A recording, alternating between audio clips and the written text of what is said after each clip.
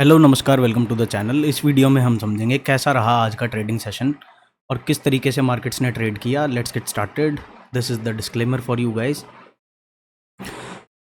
तो India VIX को अगर देखें तो आज भी 2.87% डाउन है। अब चलते हैं निफ्टी 50 पे। कल के दिन में हमने डिस्कस किया था कि 25,266 के ऊपर एक रेजिस्टेंस एरिया है। आज के सेशन में निफ्टी 50 ने क्या किया, एक गैप अप ओपनिंग दिखाई। कल के हाइज के आसपास ओपनिंग हुई और फर्स्ट कैंडल से ही मार्केट अपसाइड मोमेंटम में थी। शुरू के पहले घंटे में अपसाइड में मूव किया, रेजिस्टेंस से थोड़ा सा रिजेक्शन लेके पुल बैक लेके और काफ़ी ब्यूटीफुली हायर एंड पे क्लोजिंग दी है। डेली टाइम फ्रेम पर अगर आप देखोगे तो काफ़ी ब्यूटीफुल बुलिश कैंडल है। Momentum is towards the upside, strength is also in the favour of Nifty 50 now. 1 hour time frame पे बात करें अगर, तो जो एक रेंज इतने टाइम से ब्रेक नहीं हो पा रही थी, इस ब्रेक के बाद पुल बैक होने के बाद आज काफ़ी ब्यूटीफुली उसको अप साइड में जाके क्रॉस किया है। और आज की जो क्लोजिंग मिली है निफ्टी 50 की, दैट इज़ अराउंड 25,549। तो अब जो डायरेक्शन का जो एक बायस था वो क्लियर हो चुका है। Markets are going up. आज अच्छी कैंडल मिल चुकी है, तो अगले कुछ सेशंस में पॉज कैंडल्स मिल सकती हैं और फिर फर्दर कंटिन्यूएशन के लिए जा सकता है। नेक्स्ट देख लेते हैं सेंसेक्स को। सेंसेक्स में भी सेम ही मोमेंटम रहा, अपसाइड में ही क्लोजिंग मिली है। काफ़ी ब्यूटीफुली इसने अपने रेजिस्टेंस को क्लियर किया है। 83,123 पर एक रेजिस्टेंस एरिया था, उसके काफ़ी ऊपर जाके क्लोजिंग दी है। अभी करंटली देखेंगे 1 आवर टाइम फ्रेम पे, तो मोमेंटम अपसाइड का है। डेली टाइम फ्रेम पर देखोगे तो momentum is towards the upside, strength भी आ गई है। बायर्स ने काफ़ी ब्यूटीफुली डिफेंड किया है और सारी रेजिस्टेंसेस को क्लियर किया है अपसाइड में। नेक्स्ट देख लेते हैं फिन निफ्टी को। फिन निफ्टी ने भी अपनी रेंज आइज को ब्रेक कर दिया है और आज की क्लोजिंग मिली है 27,248 के आसपास। बैंक निफ्टी की बात करें तो 57,206 पे आज की क्लोजिंग है। रेंज हाइज को क्लियर कर दिया है। काफ़ी बढ़िया मोमेंटम था आज के दिन में। निफ्टी मिड सेलेक्ट इंडेक्स की अगर बात करें तो इसने अभी तक अपना प्रीवियस हाई नहीं ब्रीच किया है। ये थोड़ा सा पीछे है। आज के सेशन में ये रुका हुआ था, कल के सेशन में हमें दिख सकता है इसमें भी फ्रेश हाइज बनने के काफ़ी करीब है। ये 13,400 पर इसका प्रीवियस ऑल टाइम हाई है और आज की जो क्लोजिंग मिली है दैट इज़ अराउंड 13,305। कल के सेशन के लिए important areas of support and resistance देख लेते हैं। मिड सेलेक्ट इंडेक्स में जो एरिया ऑफ सपोर्ट है नियरेस्ट, दैट इज़ अराउंड 13,250, लगभग 50 पॉइंट्स नीचे एक सपोर्ट एरिया है। बैंक निफ्टी इंडेक्स में अगर देखेंगे तो वीकनेस अब कोई आएगी तो 57,000 के नीचे ही आएगी। 57,000 से ऊपर बाय ऑन डिप्स रहेगा बैंक निफ्टी। फिन निफ्टी में अगर बात करें तो वीकनेस देखने को मिलेगी 27,100 के नीचे ही। 27,100 से ऊपर 27,000 से, टू बी प्रिसाइज 27,050 से ऊपर फिन निफ्टी रहेगा तो बाय ऑन डिप्स की ही स्ट्रैटेजी रहेगी। कुछ दिन, एक दिन, 2 दिन, 2-3 ट्रेडिंग सेशंस अभी थोड़ा सा रेंज बाउंड रह सकता है।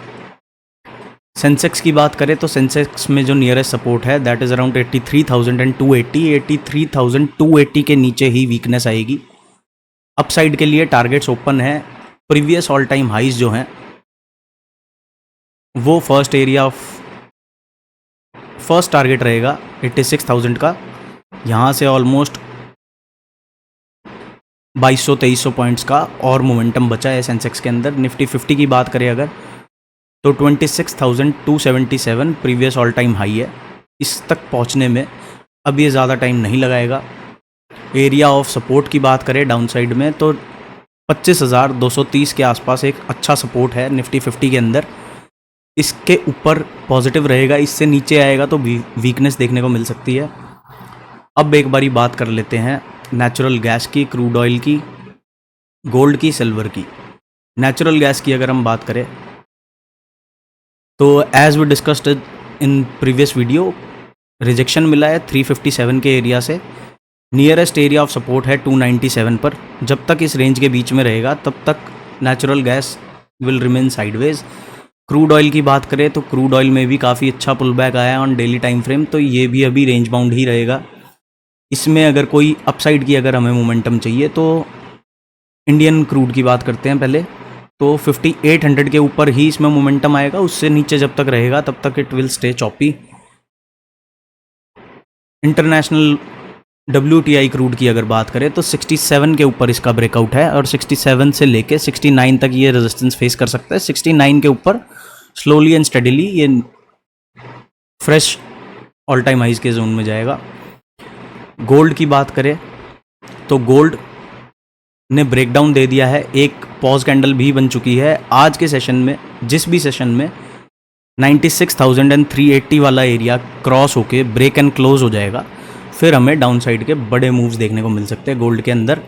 मोमेंटम की बात करें तो मोमेंटम डाउन साइड का है, स्ट्रेंथ अभी नहीं है। नेचुरल गैस में मोमेंटम देख लेते हैं, डाउन साइड का मोमेंटम है, स्ट्रेंथ है थोड़ी बहुत।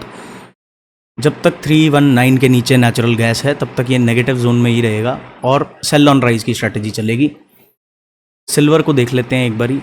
सिल्वर में मोमेंटम अभी कहीं ना कहीं नो ट्रेडिंग जोन में है। सिल्वर बिटवीन 36 एंड 35.33 इस जोन में silver will remain in no trading zone. यहाँ पर इसको टच करने से थोड़ा सा बचना चाहिए। इस एरिया को निकालता है, अपसाइड में ब्रेक करता है तो अपसाइड का मोमेंटम देखने को मिलेगा, डाउन साइड में ब्रेक करेगा तो डाउन साइड का मिलेगा। ज़्यादा प्रोबेबिलिटी किस चीज़ की है? डाउन साइड की है, क्योंकि अपनी इक्विटी मार्केट्स ने आज ब्रेकआउट कंफर्म कर दिया है और इक्विटी और ये प्रेशियस मेटल्स थोड़ा सा ऑपोजिट चलने के लिए बने हुए हैं, क्योंकि जब मार्केट्स रेंज ब्रेक करती हैं और रिस्क मार्केट्स में मोमेंटम आता है तो सेफ एसेट्स से जो इन्वेस्टर्स हैं और जो ट्रेडर्स हैं वो अपना पैसा मूव कर देते हैं रिस्की एसेट्स में।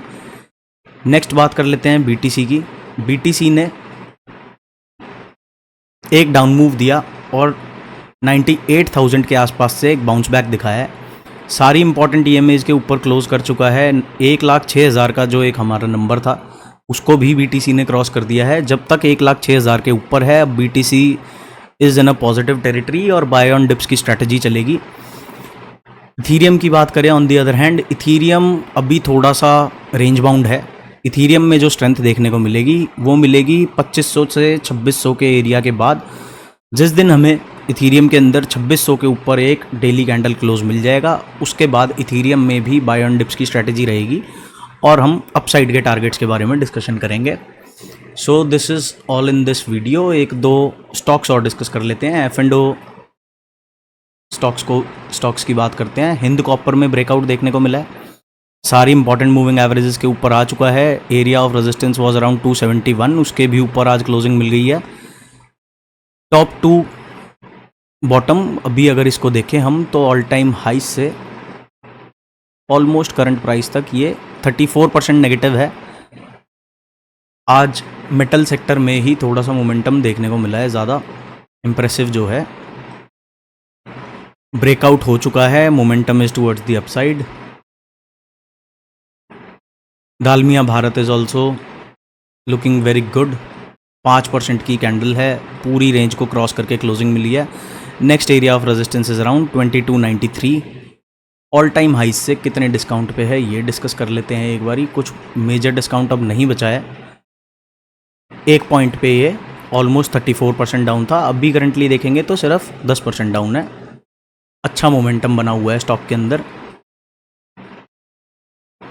नेक्स्ट देख लेते हैं steel authority of India. Steel, copper, cement sector, Shri cements में भी काफ़ी अच्छा अप मूव है, 4% की कैंडल है। Jindal steel and power is also up by 4%। All time high से काफ़ी अच्छी कंसोलिडेशन हो रही है और slowly and steadily stock price is moving towards the upside. अभी देखें इसको तो